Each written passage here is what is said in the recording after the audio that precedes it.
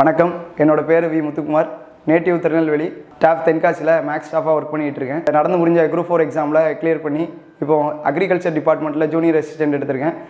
Question வந்து 171 question போட்டிருந்தேன். இங்கே டெஸ்ட் பேட்ச் ஜாயின் பண்ணி படிச்சிருந்தேன், தலைக்கோல் டெஸ்ட் பேட்ச்னு சொல்லிட்டு. இது வரைக்கும் நான் டிஎன்பிசிக்கு செலவழிச்ச அமௌண்ட்னு பார்த்தீங்கன்னா அந்த தலைக்கோல் டெஸ்ட் பேட்சில் 800 ஃபீஸ் கட்டி இங்கே ஜாயின் பண்ணேன், அவ்வளோதான். அந்த தலைக்கோல் டெஸ்ட் பேட்சில் டாப்பராக வந்ததுனால ஒரு ஸ்காலர்ஷிப் கொடுத்தாங்க.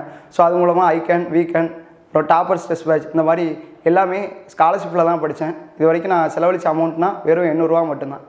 ஸோ அதனால் நீங்கள் படிக்கிறதுக்கு அமௌண்ட் ஒரு தடையாக இருக்கணும் இல்லை, நிறைய வாய்ப்புகள் நமக்கு இருக்க தான் செய்யுது. அதை நம்ம எப்படி யூஸ் பண்ணிக்கிறோம் அப்படிங்கிறத பொறுத்து தான் இருக்குது. 2022 பிஎஸ்சி மேத்தமெட்டிக்ஸ் ஆழ்வார்குறிச்சி பரமக்கல்யாணி காலேஜில் கம்ப்ளீட் பண்ண உடனே இந்த ஃபீல்டுக்குள்ளே டிஎன்பிசி ஃபீல்டுக்குள்ளே வந்துட்டோம். நாங்கள் எல்லோரும் ஃப்ரெண்ட்ஸாக உட்காந்து படித்ததில் அடுத்து வர ஸ்டூடெண்ட்டுக்கு சொல்லக்கூடிய ஒரு ஐடியா என்ன அப்படின்னா, டெஸ்ட்டு நிறைய போட்டு பாருங்கள். நிறைய டெஸ்ட்டு நீங்கள் போட்டு பார்க்க தான் என்னென்ன தப்பு விடுறோம் அப்படிங்கிறது தெரியும். டெஸ்ட்டை பற்றின ஃபியர் வந்து இல்லாமல் போகும். இப்போ எனக்கு எக்ஸாம் எழுதும் போது எக்ஸாமுக்கு நான் நிறைய டெஸ்ட்டு போட்டு பார்த்ததுனால அங்கே எக்ஸாம் போகும்போது கூட எனக்கு பெரிய அளவு நம்ம முக்கியமான எக்ஸாம் போகிறோம் அப்படிங்கிற மாதிரி ஒரு ஃபியர் இல்லாமல் நார்மல் கேஷுவலாக எப்போது எழுதுகிற மாதிரியே தான் அங்கேயே போய் எழுதிட்டு வர மாதிரி இருந்துச்சு. ஸோ எக்ஸாம் டெஸ்ட்டு நிறைய போட்டு பாருங்கள். போட்டு பார்க்குறது மட்டும் பெரிய விஷயம் இல்லை, ஒரு டெஸ்ட்டில் வந்த கரெக்ஷனை அடுத்த டெஸ்ட்டில் அதே கரெக்ஷன் வராமல் பார்த்துக்கணும். ஒரு சில ஓஎம்ஆரில் சின்ன தப்பு விடுவாங்க. அப்போ நீங்கள் நிறைய டெஸ்ட்டு போட்டு பார்க்க தான் ஓஎம்ஆர் எப்படி ஹேண்டில் பண்ணணும் அப்படிங்கிற விஷயம்லாம் உங்களுக்கு தெரிய வரும்.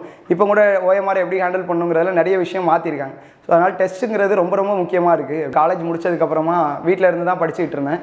வீட்டில் இருந்து படிக்கும் போதே கொஞ்சம் ஃபேமிலி இஷ்யூ அப்படிங்கிறதுனால சரி ஏதாவது ஒர்க் பண்ணிகிட்டே படிக்கலாம் அப்படின்ட்டு பிளான் பண்ணி தான் டாஃபில் இங்கே ஜாயின் பண்ணி இங்கே ஒர்க் பண்ணிகிட்டே தான் படிச்சுக்கிட்டு இருந்தேன். So side by side work பண்ணிகிட்டே படித்ததுனால எனக்கு கொஞ்சம் ஈஸியாகவும் கூட இருந்துச்சு. நான் மேக்ஸில் ஒரு ரொம்ப நல்லாவே ஸ்ட்ராங்காக ஆகிறதுக்கு எனக்கு இந்த இன்ஸ்டியூட் உண்மையாகவே ரொம்பவே உதவுச்சு அப்படின்னு தான் சொல்லணும்.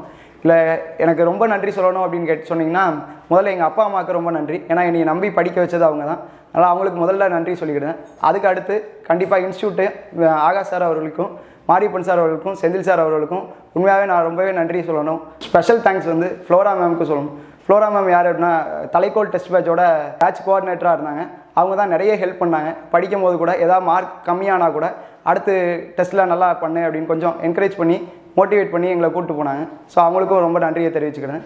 Thank you tough academy.